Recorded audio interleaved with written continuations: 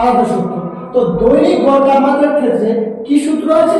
দৈনিক গড় তাপমাত্রার ক্ষেত্রে একটা সূত্র যে একটি দিনের সর্বোচ্চ তাপমাত্রা, একটা দিনের সর্বোচ্চ তাপমাত্রা ও সর্বনিম্ন তাপমাত্রার যোগ। তাহলে আজকে ধরে নাও, আজকে আমাদের যেমন ধরে নাও আমি বার করছি যে আজকে তো সর্বনিম্ন তাপমাত্রা এখন বুঝতে পারবো না আমরা, কালকেরটা দেখি। তো কালকে ধরে নাও যে সর্বোচ্চ তাপমাত্রা হয়েছিল 34 ডিগ্রি, ঠিক আছে, এবং সর্বনিম্ন তাপমাত্রা হয়েছিল 28 ডিগ্রি। 28 ডিগ্রি, তাহলে এটাকে যোগ যদি করি 4 12 12 2 1 3 5 6, তাহলে আমাদের গড় তাপমাত্রা ওই দিন হয়েছিল হচ্ছে সর্বোচ্চ এবং সর্বনিম্ন তাপমাত্রাকে যদি আমি হচ্ছে যোগ করি তাহলে আমার হবে 62 ডিগ্রি। তাহলে এই ডিগ্রি ডিগ্রি পড়ে আসবে। হ্যাঁ, এটাকে আগে অঙ্কটা করি।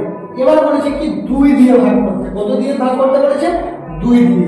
আমি যদি 2 দিয়ে ভাগ করি তাহলে আমার কত হবে? 2 দিয়ে যদি কাটাকাটি করি 31।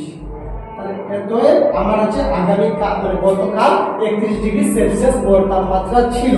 তাহলে দৈনিক গড় তাপমাত্রা বার করার জন্য আমাদের কি করতে হবে?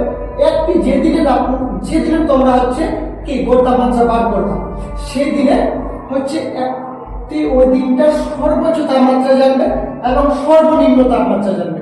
ওই দিন সর্বোচ্চ তাপমাত্রা কত হয়েছিল এবং সর্বনিম্ন তাপমাত্রা কত হয়েছিল, এই দুটো জিনিস জানবে।